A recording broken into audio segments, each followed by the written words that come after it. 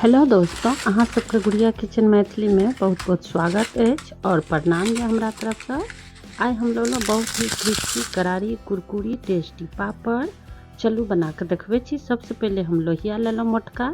लोहिया के स्थान पर कोई भी बर्तन ला सकै छी और एक कटोरी हम चावल आटा लेलहुँ। आ चावल आटा के हम चालि लेने छलिए छलनी से। और जे कटोरी से हम चावल आटा लेलहुँ वही कटोरी से सबसे पहले हम एतऽ 2 कटोरी पानि लेलहुँ और एकरा मिला देबै। क्या तो ज़्यादा पानी दऽ कऽ मिलेबै तऽ ओहिमे गुठरी रहत और जल्दी नहीं मिक्स हैत। आ देखियो मिलाने के बाद एहिमे देखियो गाढ़ा भेल जाइ छै तऽ एहिमे 1 कटोरी और पानि दऽ देबै, जैसे कि मिलबै में और बहुत ही आसानी हेतै। देखियो आ बहुत ही जल्दी मिल कऽ तैयार भऽ जेतै मिक्स भऽ कऽ।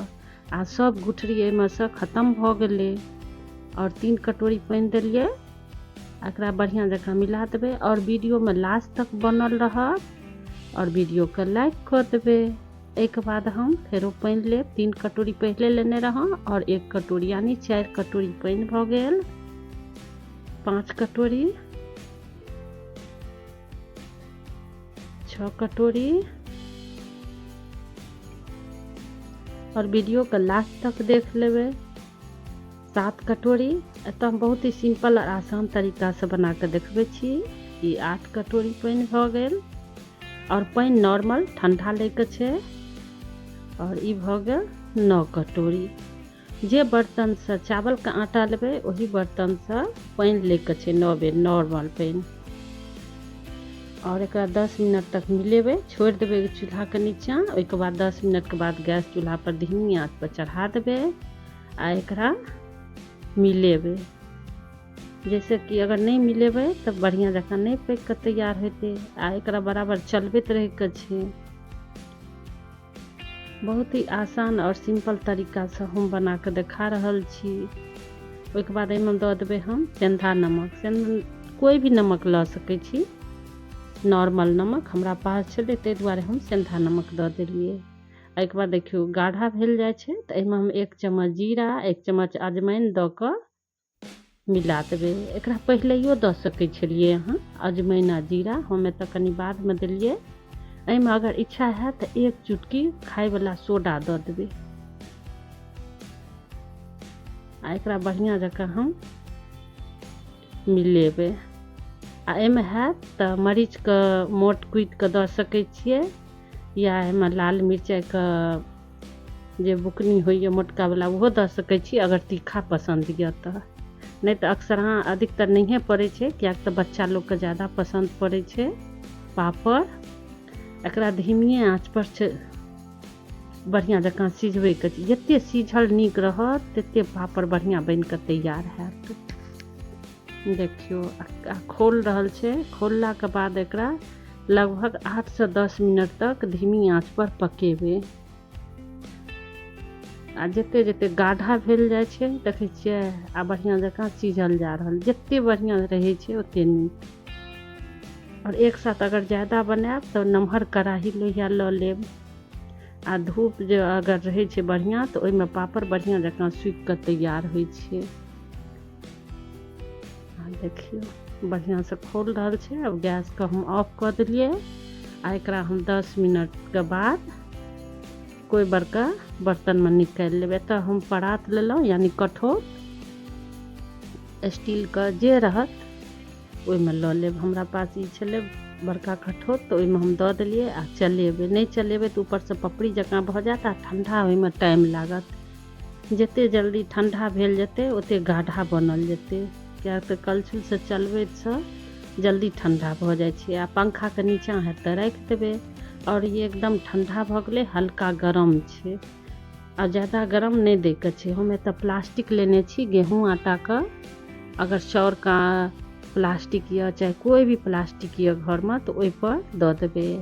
और एहिमे कते गोरा तेलो लगबै छथिन प्लास्टिक में। हम एतऽ तेल नहीं लगेलहुँ किया तऽ तेल के वाला पापड़ अगर ज़्यादा दिन रखबै ना तो कनी महकऽ लगै छै। और बिना तेल वाला बनेबै तऽ एकरा आसानी से 1 साल तक 1.5 साल तक बढ़िया से राखि सकै छी। ओना तऽ साल साल बनबे करै छै पापड़। देखियो और अपना साइज अनुसार छोट नमहर जेहन है तेहन बना लेब। देखिए अपन पापड़ पंखों के नीचे सूखे ला दऽ सकै छियै अगर सुविधा नहीं है धूप के तऽ अगर धूप के सुविधा है तऽ धूप में दऽ देबै तऽ जल्दी सूखि जाइ छै। पंखा के हवा में सूखे में टाइम लगै छै। आ देखियो एतऽ हम मीडियम साइज के पापड़ बनेलिए। एकरा धूप में हम 5 से 6 घंटा छोड़ देबै यानी दिन भर छोड़ देबै।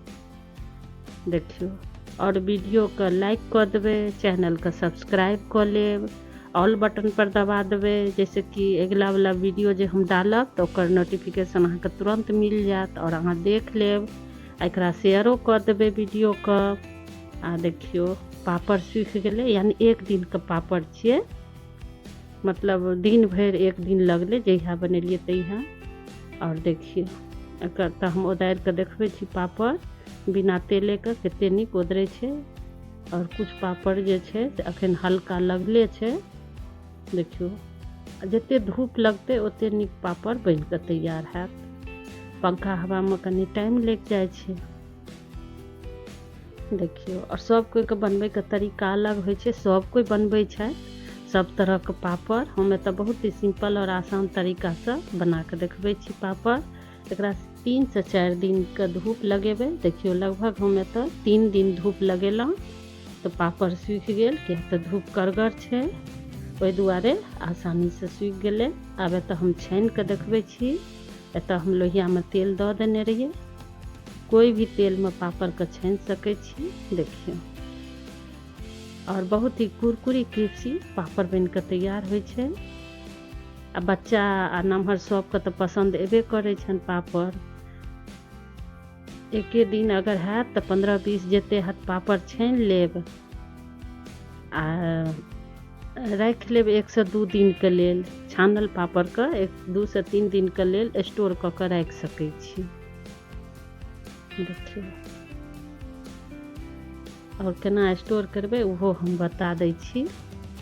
तामे हम एतऽ छानि के पापड़ देखा रहल छियै और एना कऽ हम सब पापड़ छानि लेलहुँ, मतलब कुछ पापड़ राखि लेलिए। और पापड़ जे है ओकरा प्लास्टिक में राखि देबै सूखल पापड़ के। देखियो कते नीक बन के तैयार भऽ गेलै। आ ओकरा 1 साल तक स्टोर कऽ के, जेना हम सूजी पापड़ के हम रखने छी तेनाहियो चावल आटा पापड़ के राखि लेब। और ई पापड़ ठंडा भेलै, ठंडा पापड़ भऽ जायत तबे कोई बढ़िया प्लास्टिक में राखि लेब 2 से 3 दिन के लेल। चाय के साथ चाहे दालि भात में बच्चा लोग के सबके पसंद होइ छै और बार बार पापड़ नहीं छानऽ पड़त। देखियो फेरो मिलब अगला वीडियो में। धन्यवाद।